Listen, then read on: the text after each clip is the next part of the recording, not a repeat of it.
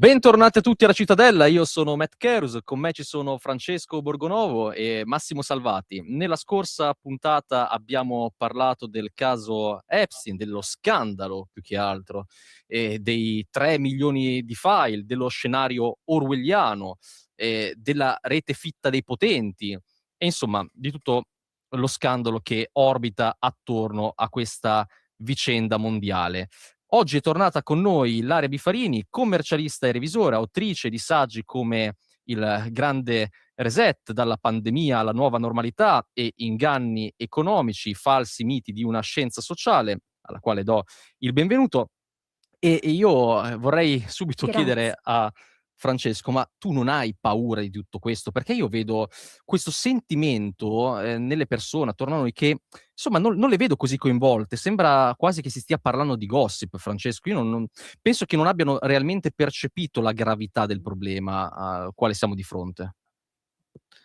Ma ragazzi, cioè, è come, non so, il re nudo, cioè la gente è talmente assuefatta, no, a qualunque cosa che, non si sconvolge quanto dovrebbe. È come durante il Covid, cioè chi non vuole vedere prosegue a non vedere. Ora qui, riepilogo i contorni, no, di questo caso. I contorni di questo caso sono i seguenti: che alcuni dei maggiori rappresentanti delle élite globali passavano il loro tempo su un'isola di proprietà di un miliardario, insomma, o comunque di un uomo dalle dubbie attività, molto ricco o comunque molto bravo a far girare i soldi, il quale li filmava, li ricattava mentre andavano con delle minorenni. Questo è il tema, no? E lì andavano tutti, cioè andavano alcune delle persone più potenti del mondo, le élite occidentali, con poche eccezioni. Peraltro era più un ambiente, come dire, adesso non voglio buttarla nel destra e sinistra, e si cerca di girarla sempre su Trump perché fa comodo, ma lì dentro c'era tutto l'establishment progressista americano. Poi, per carità, non era, come dire, non è che il male alligna solo da una parte, però qui c'è una cosa gigantesca che ci dice veramente quanto marcio ci sia in queste élite. E ricordo sempre, lo ricordavo l'altra volta, ma ci torno sopra, e queste persone non sono persone che non hanno legame con la nostra vita. Ora uno può anche fregarsene di cosa faceva il principe Andrea o il ministro britannico. Dopodiché però di cosa fa Bill Gates, non può fregarsene mica tanto, perché Bill Gates è uno che va a Davos e dice, fa e disfa, no, le politiche sul cambiamento climatico, ad esempio. Cioè è uno che decide lui, no? Dice: "Ah, adesso cambiamo." Questo è all'ultimo giro ha detto: "Vabbè, ci siamo concentrati troppo sull'apocalisse, adesso cambiamo un po'."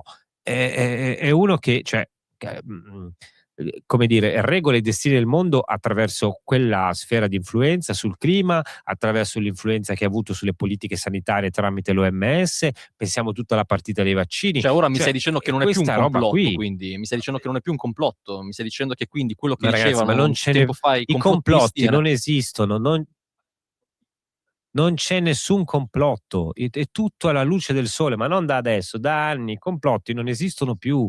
I complotti si facevano negli anni '70 con la strategia della tensione, adesso non c'è bisogno di fare il complotto. Te lo fanno in faccia, lo rivendicano e la gente non, come dire, non ci arriva, fa finta di niente. Cioè, così, se domani venisse, cioè, se domani vedessimo in prima serata uno che fa gli affari con Satana in persona, la gente non ci crederebbe. Come dire, o comunque non gliene fregherebbe niente, tornerebbe a vedere un reality show. Cioè, purtroppo per larga parte, secondo me, del pubblico funziona così. Io son d'accordissimo con te, però voglio sollevare una questione. Ma ragazzi, no, ma se questi fossero davvero le élite del mondo, come vogliono farci credere, fossero quelli che muovono le pedine, eccetera, eccetera, ma secondo voi questi file sarebbero usciti davvero o avrebbero trovato un modo per offuscarli? Io con questo non voglio dire che quello che è scritto dentro i file è falso, magari è anche vero. Però se questi fossero davvero i potenti, quelli che ci comandano, eccetera, eccetera, forse, e dico forse, tutta questa roba non sarebbe mai uscita. Quindi evidentemente questi sono in realtà le pedine dei potenti e noi Tu sei potenti non sappiamo come neanche chi sono. Tu c'è l'ipercomplotto, c'è il Ma complotto sul ragazzi, è il complotto. complotto Sono sul sempre, complotto. c'è sempre un Massimo, altro scusate. livello. Sempre sopra. Massimo ha sviluppato il metacomplotto. Ma Livello sì, superiore. ragazzi, allora, però se posto che tutte al le di teorie sopra- del complotto, se tutte Posto le che al di teorie, sopra di questi, Massimo, ci sono solo i rettiliani, cioè voglio le dire, scie chimiche mancano. no, le scie chimiche di rettiliani, cioè è come dire una roba così, però posso dirti, può anche darsi, no? È come, sai, tipo Bernardo Provenzano, no? Che lo trovano quando sta perdendo il potere. E credo che possa essere un po' quello. Del resto, però, come dire, a volte succede che le cose escano, le hanno tenute tappate un sacco di tempo. Il signor Epstein è morto di modo che non potesse parlare. Sai, c'è anche È un'altra morto tra molte spiegazione, no? Così a buon virgolette. senso. È No? morto Sì. perché poi, se posso raccontare l'aneddoto, ufficialmente Epstein è morto il 10 agosto 2019 per suicidio. Però ci sono tantissime cose che non tornano, perché nell'analisi del video l'FBI ha dichiarato di aver visto una figura arancione alle 22:39 del 9 agosto 2019, sera prima della morte. Poi, nell'ultimo lotto di documenti inerenti a Epstein c'è la testimonianza di Roberto Grivialva, nonché ufficiale del Metropolitan Correctional Center, che ritiene che Epstein abbia lasciato il carcere vivo e ammanettato quella stessa notte. Poi c'è il giornale tedesco Berliner Zeitung, che cita un post anonimo del 10 agosto 2019 su 4chan, che è una sorta di forum dove vengono pubblicate varie immagini. Post successivamente cancellato, che sosteneva fosse stato scambiato e trasportato vivo su un furgone. E poi, ultimamente, non so se l'avete vista, è apparsa una foto su un forum di Epstein barbuto che gira per Tel Aviv. Sì. Però confermata Mettiamo che è pure- fatto dall'AI. allora, mettiamo quella pure foto. che egli sia nel Valhalla assieme a Elvis, Spider-Man. Michael Jackson. Mettiamo pure che sia così, io non lo so.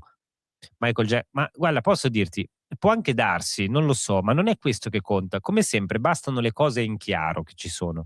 Cioè, c'è anche un'altra semplicissima spiegazione. La roba uscita fino adesso è solo una parte di Certo. cose, perché poi quello che è accaduto lì dentro, tanto non lo abbiamo visto, non lo sappiamo e molto probabilmente certe cose non le sapremo mai.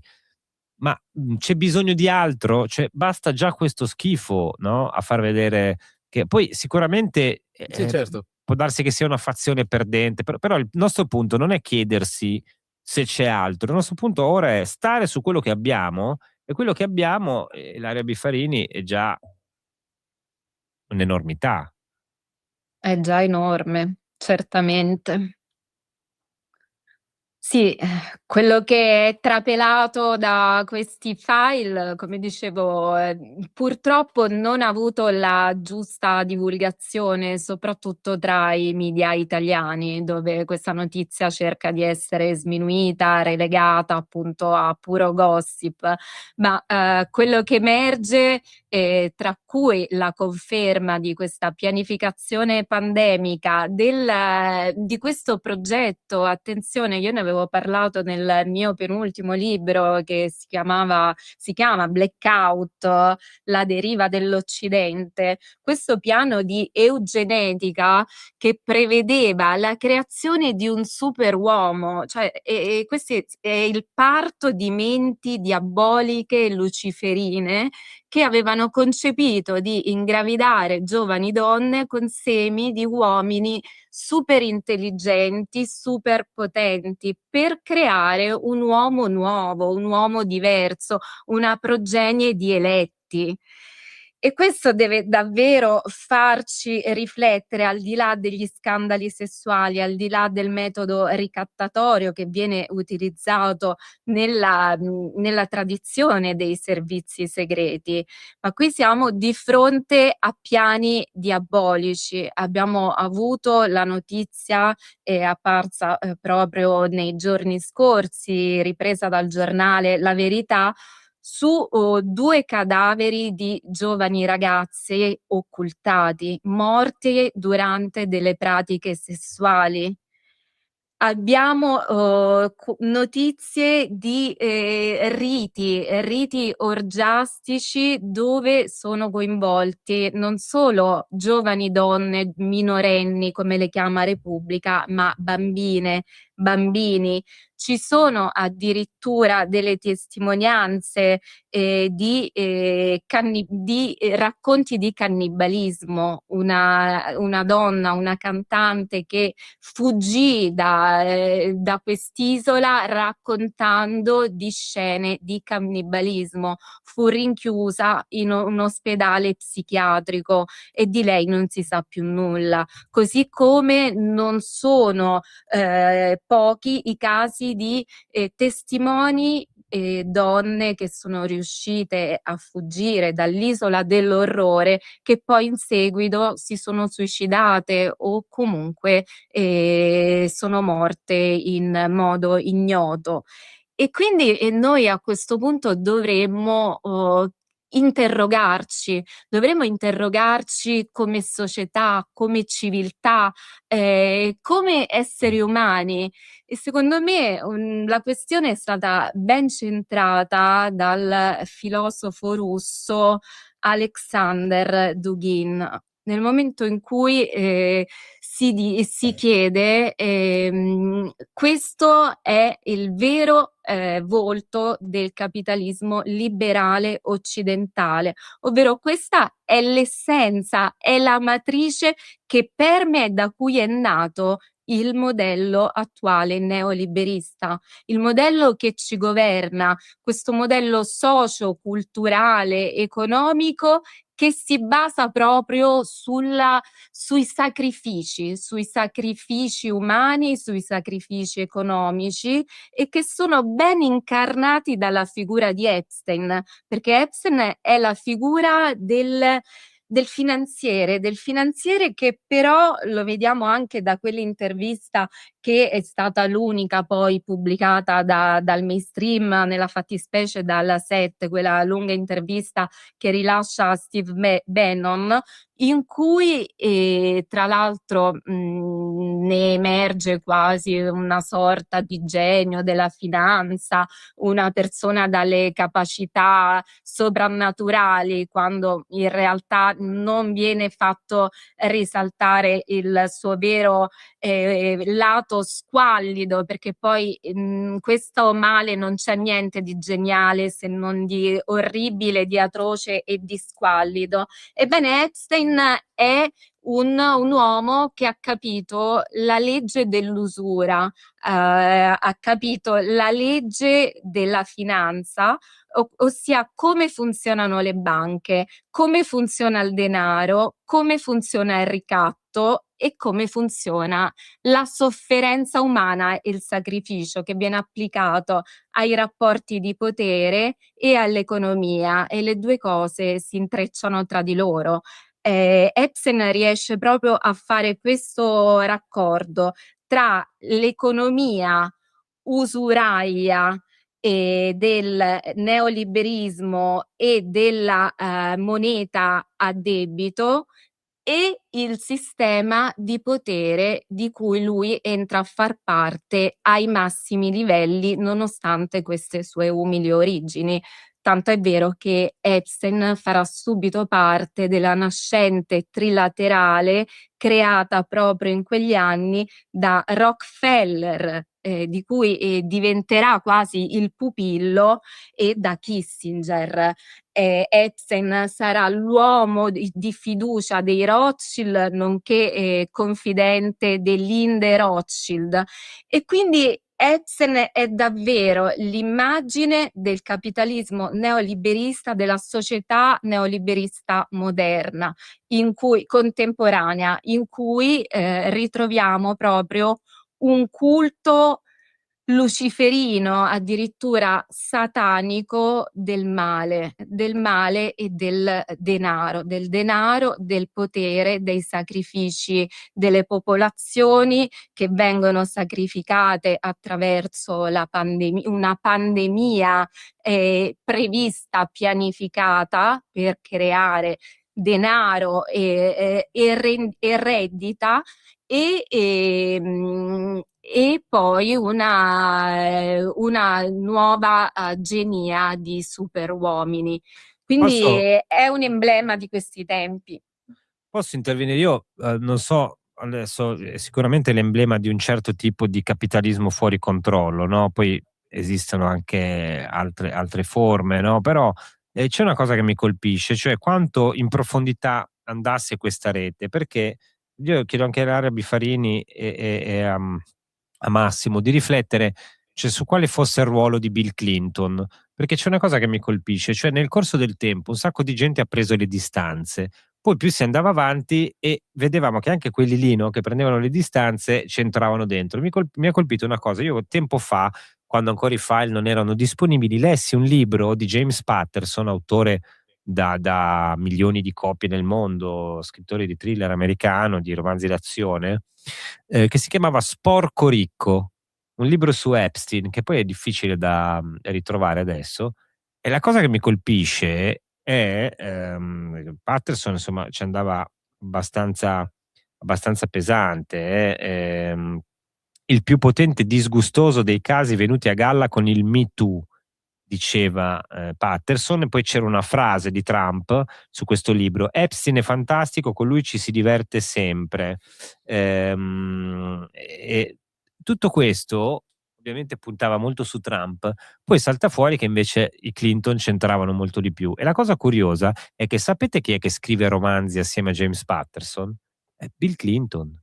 Cioè, io l'ho trovato molto, molto curioso questo intreccio. Cioè, l'uomo che scrive, l'uomo più famoso tra quelli che, un scrittore famosissimo del mondo, scrive un libro inchiesta, diciamo, su Epstein, e poi si scopre che è lo stesso scrittore che fa libri su libri con Bill Clinton, tutti gli ultimi thriller, no?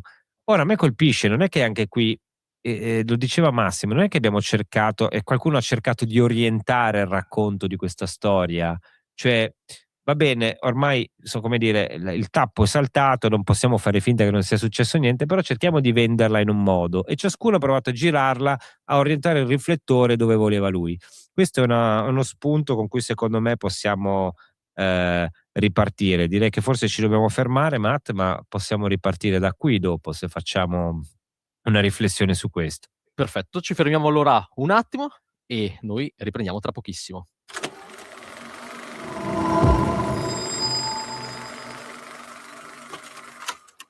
It's a lot. It's a lot. It's a lot. It's a lot. It's a lot. It's a lot. It's a lot. Like.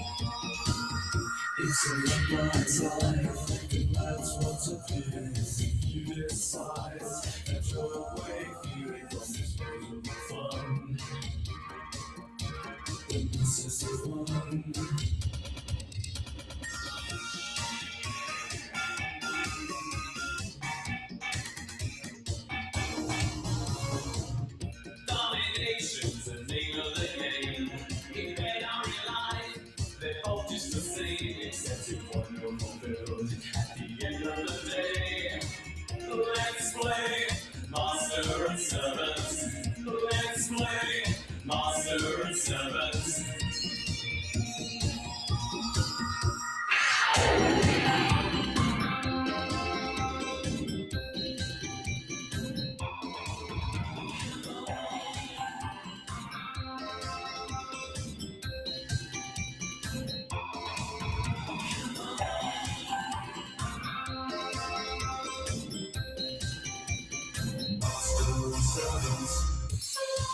It's a lot. It's a lot. It's a lot. It's a lot. It's a lot. Like life. It's a lot. It's a lot. It's a lot. It's a lot. Master and servants. It's a lot. It's a lot. It's a lot. It's a lot. It's a lot. Like life. It's life. And that's what's up here. You get size. Control away fear. It's going to be fun. Then this is the one.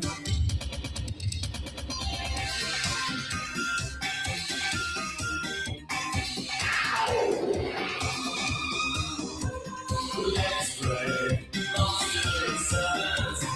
Come on, Master and Servants. Let's play Master and Servants. Come on, Master and Servants. Let's play. It's a lot. Master and Servants. Come on, it's a lot. Master and Servants.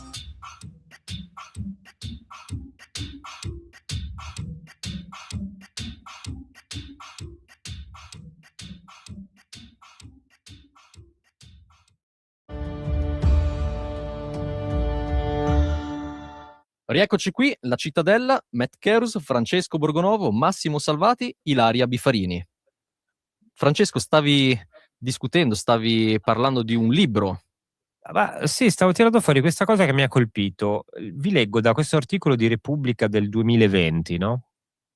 E che parla di questo libro che si chiama Sporco Ricco, scritto da James Patterson, che è un libro inchiesta su Epstein, no? James Patterson, grande autore di thriller americano. Dice Patterson: la brutta storia di Jeffrey Epstein è lo specchio di una società dove le disparità sono profonde, la giustizia non funziona e il mondo dell'informazione non sempre fa il suo dovere. Noi pubblicammo la particolareggiata storia delle sue malefatte nel 2016, quindi era addirittura, questo era un rifacimento di un libro addirittura precedente, quando nessuno ne parlava, dopo aver verificato con la nostra inchiesta i verbali della polizia. Ma solo quando il suo nome è stato collegato a quello di Donald Trump, ormai presidente, tutti hanno iniziato a interessarsene. Solo allora Epstein si è trovato seriamente nei guai. È questo che diceva Patterson, no? Nel 2020 ancora, quindi 6 anni fa, parlando di un libro di 10 anni fa che aveva scritto lui. Ci sono due cose che mi colpiscono. Una che secondo me è vera, cioè quella che dice Patterson, dice era già sotto gli occhi di tutti, ma hanno cominciato a occuparsene solo quando è saltato fuori il nome di Trump. Quindi evidentemente se non ci fosse stato di mezzo Trump, probabilmente noi non sapremmo nulla di questa storia, cioè l'avrebbero coperta completamente. Ma la cosa ancora che mi colpisce di più, che Patterson, che scrive questo libro, insomma, abbastanza furibondo, no, contro Epstein, e poi è uno che anche oggi, è vero che ormai è poveretto, è molto anziano, però è uno che scrive romanzi firmandoli assieme a Bill Clinton. Allora io chiedo anche a Ilaria Bifarini e a Massimo, non mi sembra che Clinton sia estraneo, no, a questa storia.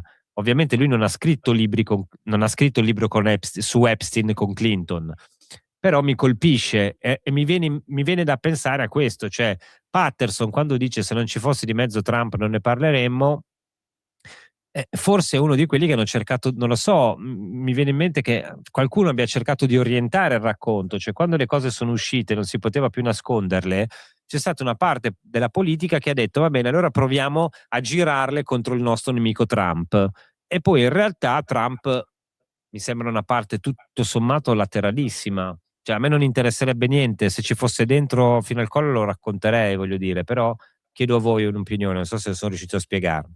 Ho capito benissimo e assolutamente sì, ovvio che quando si può si cerca sempre di orientare il discorso, non viene fatto solo con il caso Epstein, viene fatto per qualsiasi notizia, dalla riforma della giustizia alle violenze da Scatasuna a qualsiasi cosa. Tutti quanti cercano di tirar fuori quello che vogliono e su Epstein con 3,5 milioni di file rilasciati così d'amblè, insomma, è ancora più facile farlo. E in questo caso è proprio Bill Clinton che magari ha cercato di mettere una parolina per indirizzare il discorso magari contro Trump. Io adesso, come ha detto Francesco, neanche io voglio difendere Trump, anche perché, diciamocelo chiaramente, Trump viene nominato più volte di Gesù nella Bibbia all'interno dei file di Epstein, per carità, nessuna accusa, nessuna insomma cosa incriminante, però Fatto sta che se viene nominato tutte queste volte, forse qualche cosa sotto c'è. Poi magari, per carità, alla fine, ragazzi, Trump sta pur sempre al potere.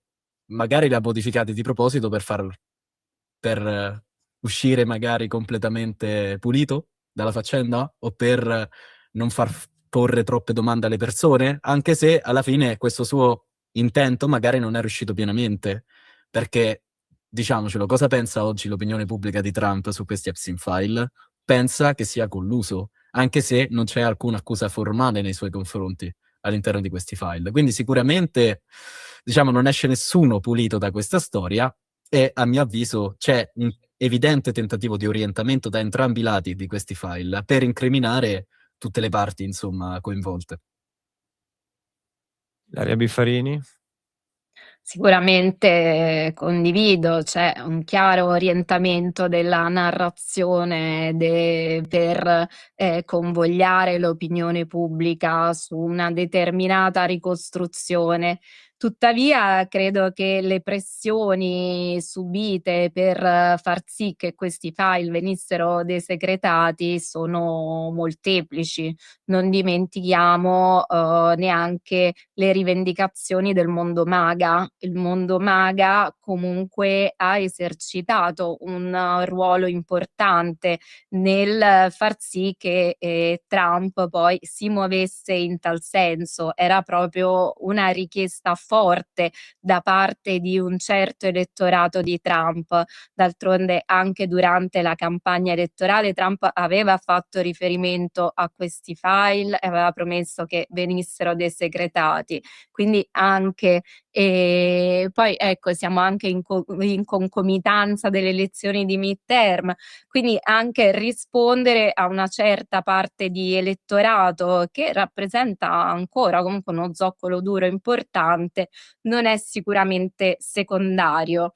Ho visto anche, io vidi tempo fa un documentario, una serie su Netflix, sempre su il personaggio di Credo che sia tratta da Epstein. quel libro che citavo, quella serie lì. Beh, molto edulcorata chiaramente, cioè viene fuori come un uomo che quasi sì, ha questo vizio delle ragazzine minorenni e appena minorenni, diciamo, insomma non viene fuori il mostro che realmente è rappresentato da Epstein. Quindi sì, si vuole quasi normalizzare l'efferatezza dei crimini di cui questo uomo si è macchiato e che hanno coinvolto una rete così fitta di personaggi che mai ci saremmo immaginati, o meglio, che mai l'opinione pubblica si sarebbe immaginata. Uno su tutti, sul quale io ultimamente avevo parecchie come dire remore, è stato il super celebrato Noam Chomsky, considerato un guru di tutti i tempi della filosofia, della sociologia, della psicologia, e che addirittura suggerisce ad Epstein quali strategie, quindi anche forte delle sue competenze psicologiche, quali strategie adottare durante il processo, e che si esprime una piena solidarietà ad Epstein stesso. Quindi è qualcosa, come ho detto, Hawkins, il super scienziato sannato dal mainstream, e così ce ne sono tanti altri. Quindi si è cercato di sminuire. La storia di Chomsky, ragazzi, è incredibile, perché lì si vede proprio l'ipocrisia, no? Di quelli dei grandi. Cioè, Chomsky è uno che ha scritto 1 milione di libri contro le elite che detengono il potere, e poi Abbiamo andava lì. letto tutti. Cioè, ma lì veramente c'è un livello di marciume, di ipocrisia, che davvero io vorrei frenare le derive complottiste di Massimo, però è difficile di fronte a sta roba, Ma quando i complotti vengono a galla, insomma, è inevitabile fare altri complotti. Però io vorrei porre l'attenzione anche su un'altra faccenda di cui non abbiamo parlato, ovvero il fatto che a quanto sembra in un'email scritta il 10 marzo 2021, quindi dopo la morte di Epstein, si dice che Biden non è il presidente reale, ma è stato rimpiazzato e quello vero è morto. C'è scritto negli Epstein Files. Così è troppo. anche per Praticamente me. negli Epstein Files c'è scritta C'è qualunque di tutto, cazzata. probabilmente ci stiamo anche noi. Ah, Cioè, a sì, sto punto Ma c'è possibile. ogni cosa. Cioè, posso dire, allora, gli Epstein Files sono poi conversazioni di questa gente che dice anche, cioè, non è che tutto per forza è vero, no? Certo, però insomma, perché dire queste cose a caso dentro un file? Tra l'altro, dopo la morte di Non lo so, Epstein, tu con le tutti i dici nomi alla censurati. radio e sui social. No, cioè, no, ognuno no, io dico, uno cioè, può dirle anche per i cazzi suoi. sì, a però casa, uno le no? dice per Non è un che- motivo. Uno non è che va a inventarsi che Biden è stato ucciso nel 2019 e quello reale è un clone con una maschera iperrealistica. Ma Cioè, posso capisci dire, che però, posso dire una cosa, cioè, per quale motivo adesso è questo, per quale motivo avrebbero dovuto uccidere Biden nel 2019 e rimpiazzarlo con un rincoglionito? io non ne ho la Cioè, più pallida idea. perdonami, già che lo uccidi e lo rimpiazzi, mettici uno, Sì, ma no? Mettici Un po' più sveglio. No, uno che non cade dalla bicicletta in piedi, cioè sì, uno esatto. che non saluta la gente del vuoto, no? Fai Però, una roba così. allo stesso modo, perché mangiare carne umana, dato che si parla anche di questo dentro sti file? Cioè, capisci che a questo punto io non mi stupisco più di Però niente. capisci, mangiare carne umana a quel punto nell'ambito della depravazione avrebbe persino senso, no? Cioè lì ci sta. Alcune di queste cose non lo so, ma guarda, tutto può essere. La cosa incredibile è che da un lato non crediamo più a niente, dall'altro io non mi stupisco più di nulla. Ma io posso ci dire la credo, io posso dire che ci credo sì. che la gente non ci crede più, ma perché se io leggo che addirittura c'è un'email dove si parla di adrenocromo, non so se conoscete la teoria. Cioè adrenocromo, ovvero che praticamente torturano i bambini, fanno le trasfusioni di sangue e si allungano la vita in questo modo. Cioè, dietro questi file c'è la conferma di ogni teoria complottista che abbiamo visto negli ultimi 20 anni, 30 anni. Addirittura c'è la data di scoppio della terza guerra mondiale, che è già passata, a quanto pare non è scoppiata. Cioè, c'è Però di Massimo, tutto. c'è anche un altro discorso che ho affrontato, accennato nella scorsa puntata, ovvero che in questi ultimi giorni stanno uscendo veramente tantissimi fake post. No, questi però non dove sono falsi, ho verificato sul volevo sito fare del Department of Justice. esatto, io volevo fare un ragionamento esatto, cioè nel momento in cui una persona magari si interessa anche all'argomento, vuole approfondire, vuole vedere qualcosa di più, ecco, non ci soffermiamo sul post pubblicato su Instagram, cerchiamo di andare anche a verificare la fonte, no? Perché sennò si rischia poi di incappare magari in qualche immagine creata con l'AI e pensare che sia vera. Ecco, invece tu mi stai dicendo che questo hai Però fatto un check, allora Ho a anche questo il link, punto se vuoi te lo fornisco. Cioè, a questo punto tranquillamente, mi ha ragazzi. messo la paranoia, Massimo. Io devo dire questo, cioè, allora, se sono davvero così potenti, no?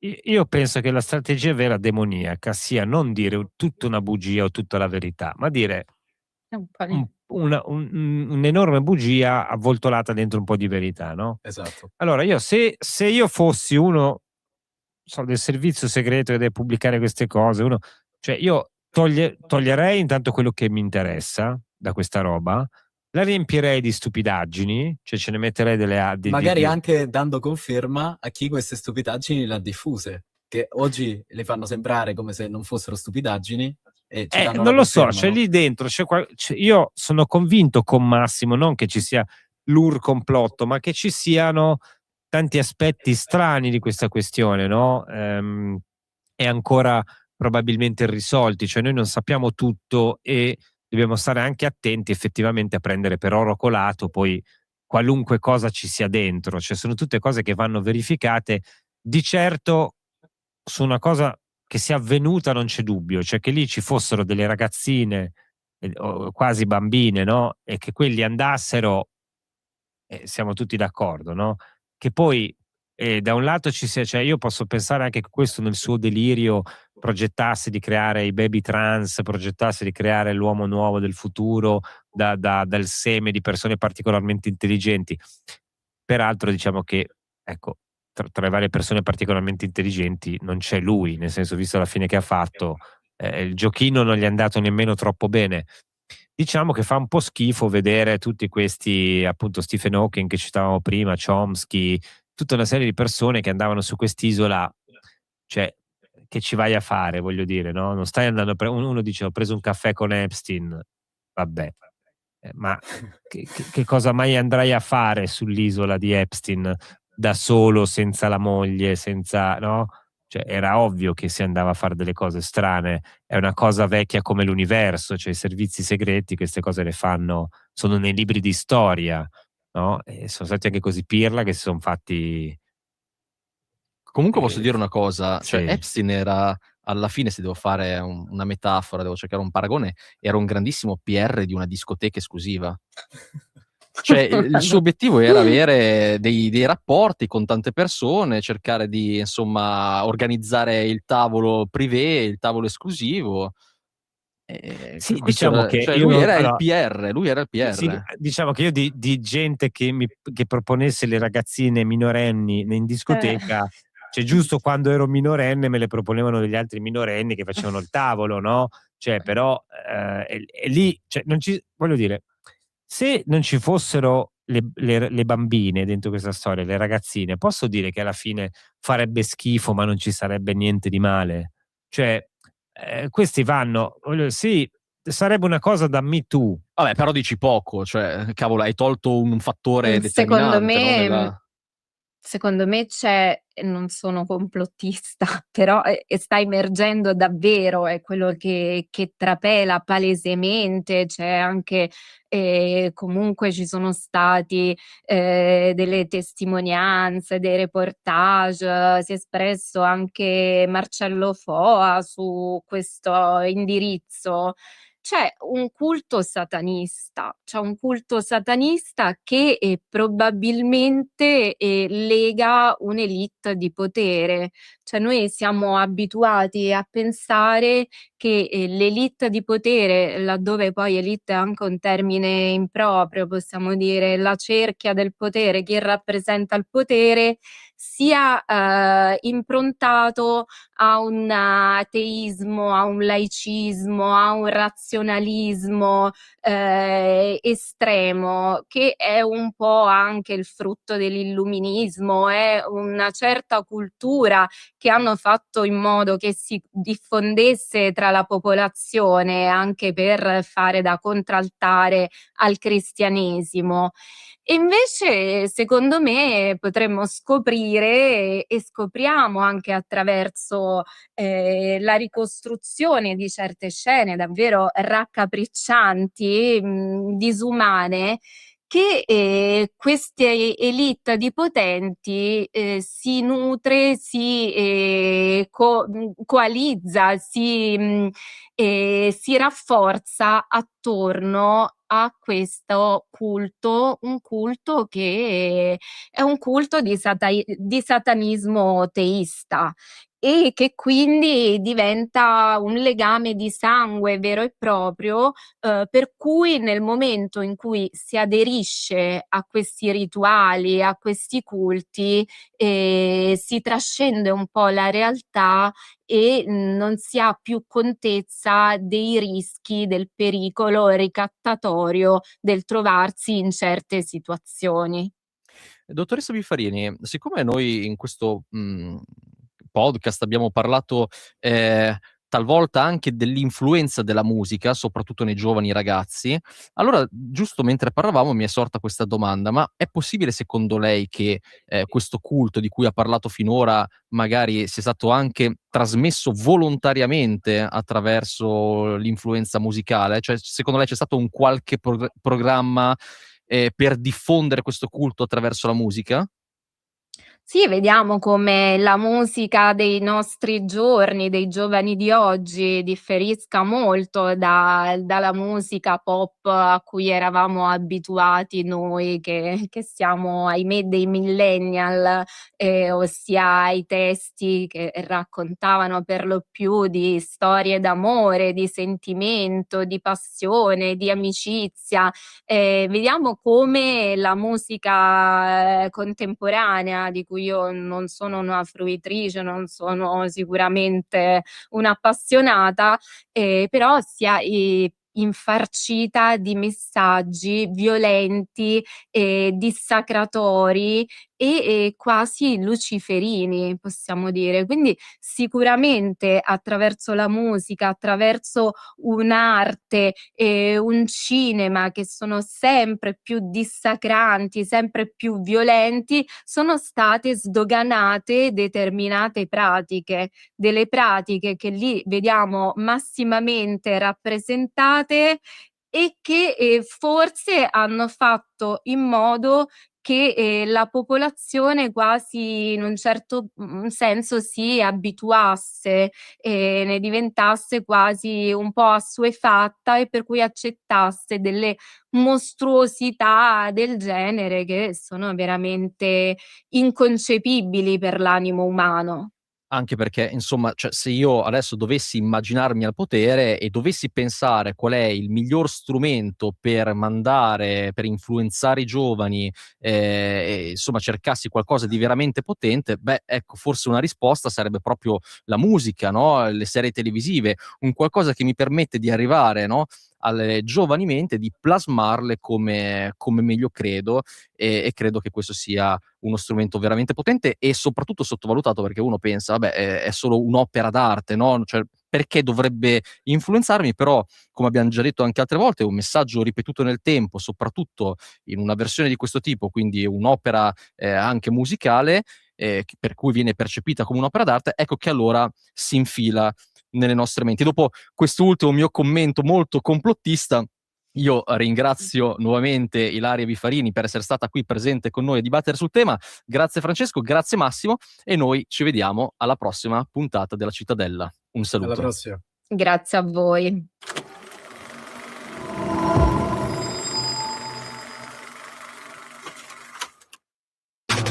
Stai